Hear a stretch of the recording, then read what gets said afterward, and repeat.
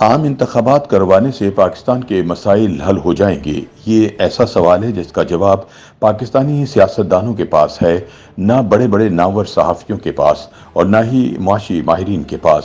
عوام کو تو اس بحث سے دور ہی رکھیں، وہ تو صرف بندر ناچ کا تماشا دیکھنے والے ہیں۔ انہیں تو ہر کوئی استعمال کرنے میں لگا ہوا ہے اور یہ لوگ نہ سمجھنے والے ہیں۔ اگر عوام میں ایسا شعور ہوتا تو بندر کا ناچ دیکھنے کے لیے وہ یوں بے چین نہ ہوتے۔ اب ایک دفعہ پھر مداری بندر کا ناچ اور سانپ نیولے کی لڑائی کا انعقاد کرے گا، جس میں یہی بیچارے لوگ استعمال ہوں گے۔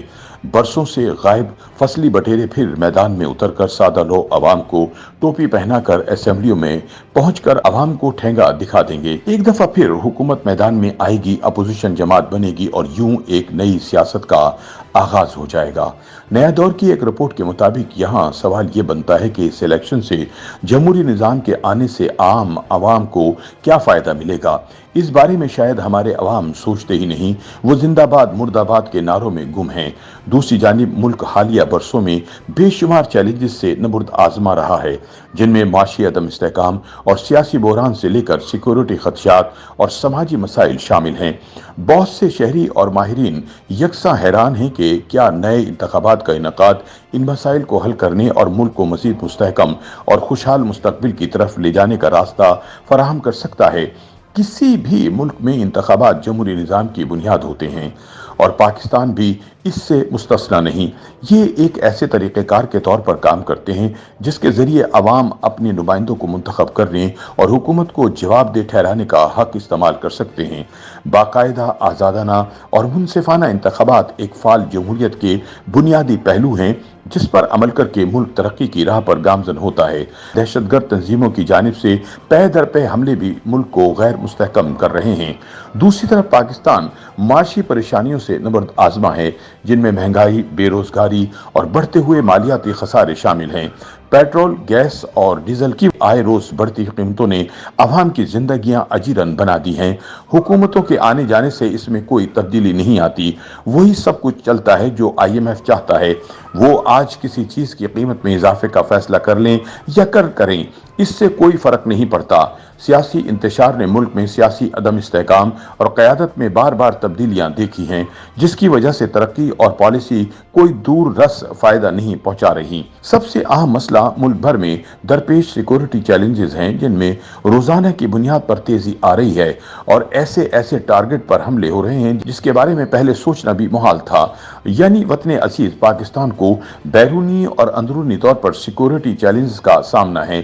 دہشت گردی اور جغرافیائی سیاسی کشیدگی نے بھی ملک میں پریشانی کی کیفیت پیدا کر دی ہے۔ افغانستان کے حوالے سے ہمارے ملک کی حالیہ پالیسی نے مزید مسائل پیدا کیے ہیں جن کے ثمرات مستقبل میں ملیں گے، مگر کچھ کہا نہیں جا سکتا کہ وہ ثمرات کیسے ہوں گے۔ اس کے ساتھ ہی ملک بھر میں دیکھا جائے تو باقی شعبہ جات اور اداروں، تعلیم، صحت کی دیکھ بھال اور غربت جیسے مسائل آبادی کے ایک بڑے حصے کو متاثر کر رہے ہیں۔ یہ تو وہ سارے مسائل ہیں جن سے آنے والی حکومت کو نبرد آزما ہونا ہے۔ اس کے لیے الیکشن کمیشن نے واضح احکامات جاری کر دیے ہیں کہ انتخابات وقت پر ہی ہوں گے اور ان انتخابات سے آنے والی مضبوط مینڈیٹ والی حکومت ملک کے مسائل کے حل کے لیے کوششیں کر سکتی ہے۔ اگر بھاری مینڈیٹ کے بجائے کوئی لولی لنگڑی حکومت آ جاتی ہے تو ملک کا پھر خدا ہی حافظ ہے، کیونکہ پالیسیوں میں مستقل مزاجی لازمی ہوتی ہے۔